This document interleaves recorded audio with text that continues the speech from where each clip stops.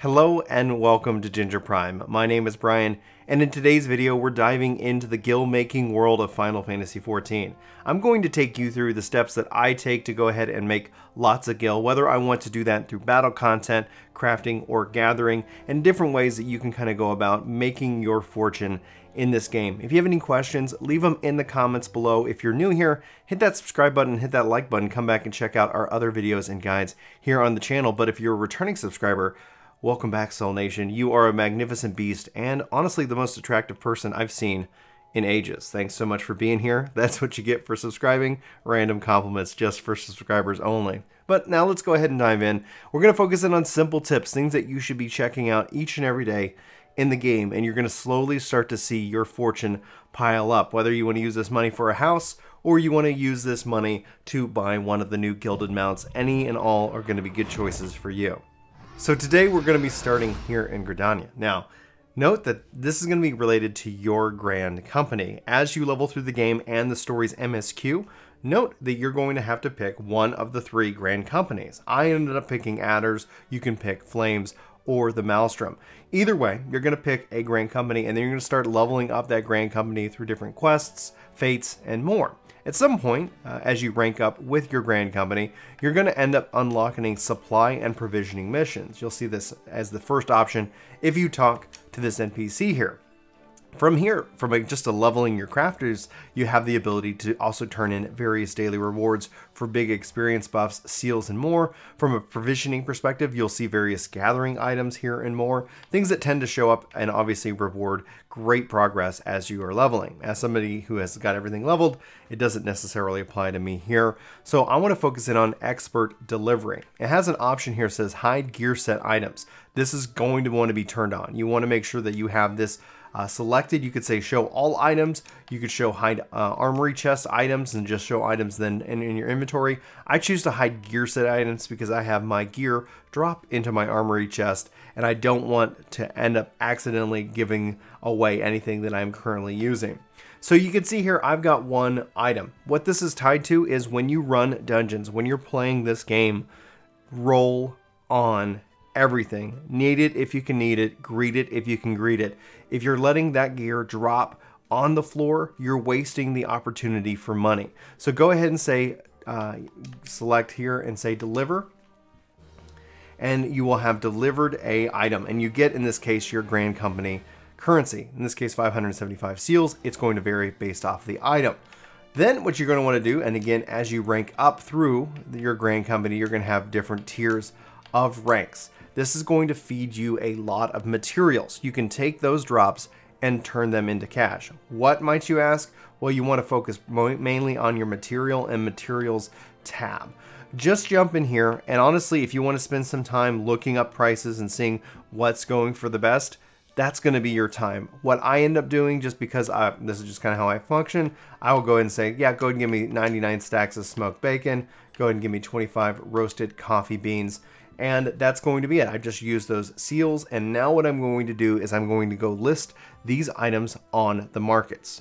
So here I go, just go ahead and pulling out my retainer, and I'm going to say list items on the markets. And here I've got my smoked bacons, and I can see if these go for anything. And they do, less than 300 gil at 99 a stack. So what I can end up doing is I can go ahead and list it, and you can see here that I've just now listed it a little bit below, because honestly, I'm fine with making a little bit of money, and that's fine. You can see here that I just clicked on the compare prices to see what is currently being listed, and even from here I can click on history and I can see what these typically go for. Looks like somebody bought 15 for 1,000 each just recently. So just kind of see here what the general price of these things are going for. So if you felt like, hey, I wanted to list less than 99 a stack, then you could do so. It's really going to be up for you. Roasted coffee beans at this time looking like they're actually going for a decent amount, so I can go ahead and list those, and I could say, oh, you know what, I'm going to go and keep those at the same price as everything else and list that as well. So I've now taken gear that I've gotten from the game and have it dropped, and now I'm going to turn that into money on the markets.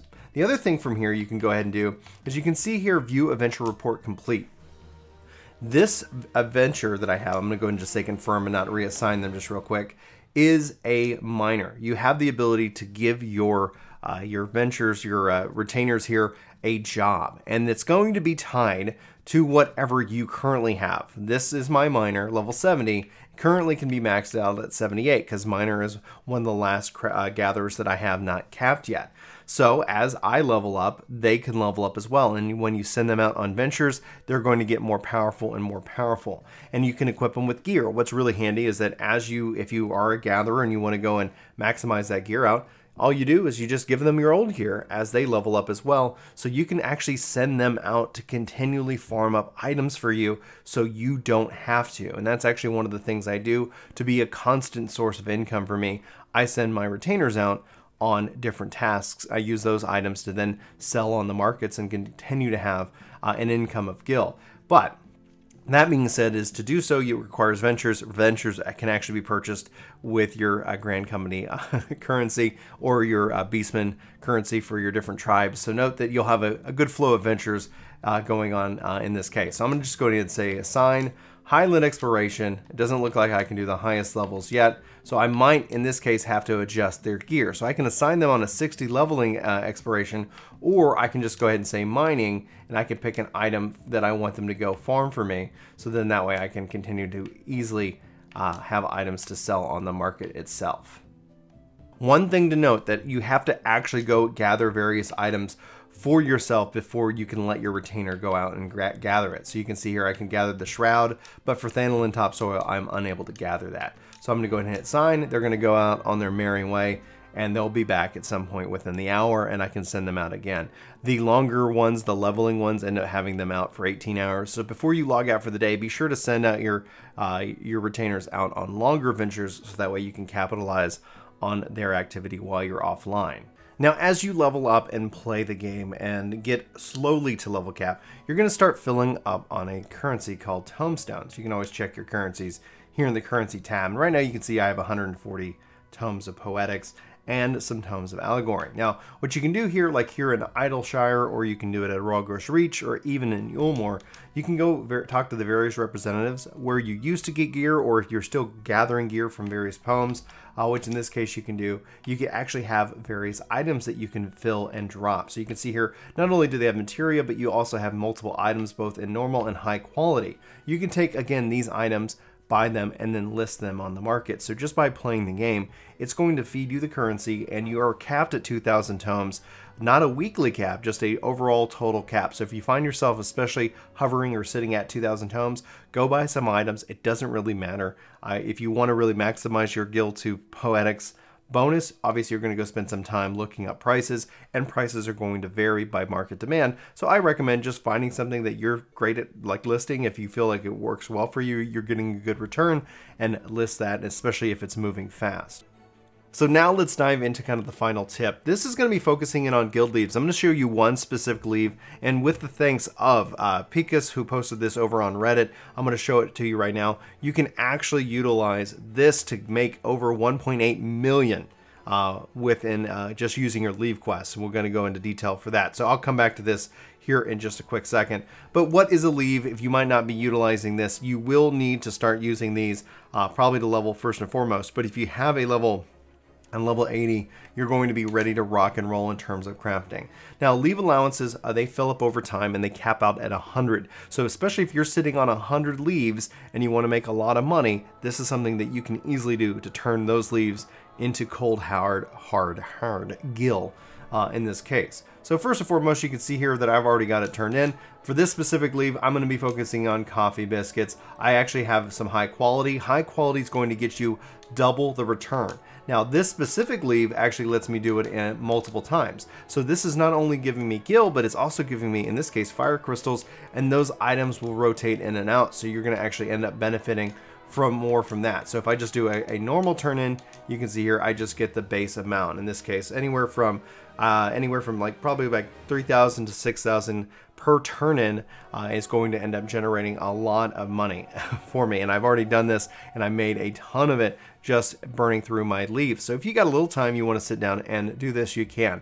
The way to maximize that profit is that if you're making the items for yourself, and that's to do that, I'm going to go ahead and show the Reddit post here. To use through 100 leaves, you're going to need 300 coffee beans, 500 upland wheats, 500 garden beets, and you're going to turn this into the flour and this into the sugar, and then you can make 300 coffee, and then taking the 300 coffee beans, you'll be able to turn those into your coffee biscuits. Now, if you high quality those, again, you're getting more than double. Now, let's say you don't want to gather the beans, make the bread, bake the wheat, all of that wonderful stuff. Just note that you can actually just easily go purchase this on the market. Here's the thing, especially about this item, and especially because I'm telling you this. Here's the thing, when you go to buy and sell, you can buy and sell coffee beets, you can sell beans, you can sell wheat, you can sell flour. These are going to be things that are going to end up generally being in demand, especially if somebody wants to come in and you don't want to do the turn-ins yourselves. So for example, let's go ahead and jump into my retainer, and I can say sell items on the inventory in my market, and I'm going to go find my coffee biscuits. And here you can see a stack of them for 99 currently are listed at 400. High quality goes up even higher. So if you want to make some high quality coffee biscuits, there's a demand for that. The thing is that this stack of 99 coffee biscuits is going to easily turn into far more profit than it is on cost. So just note that this is going to be a demand market. It's also going to have something for you to be able to go and fill in and apply. Now, when you probably see this video, maybe everybody else is going to flood the market with coffee biscuits, or you're going to go see somebody go and just buy up all these coffee biscuits and start turning them in for money. So note that the prices you see on screen can vary server to server, and etc, etc. So hopefully this has been a help. Hopefully I've given you some insight into how to take just things that you're doing automatically and turn them into cold hard gil cash. And yeah, if I've helped you out in any way, let me know in the comments or hit that like button. That's always nice to see. Share this video out with anybody else that you like. I'll include a link to this Reddit post if you want to go read it for yourself so you can see the time ratios on that gil. And yeah, that's going to be it for Ginger Prime. My name's Brian. Thanks for watching. Hopefully you have a fantastic day, and I hope to see you in my next video. But until then, take care. This video is sponsored by me, Ginger Prime. Hopefully you'll check out my podcast channel, Ginger Gaming Radio, which we have lots of guests, lots of great conversations, and even more highlights. Links are in the description below. Let me know what you think. Thanks.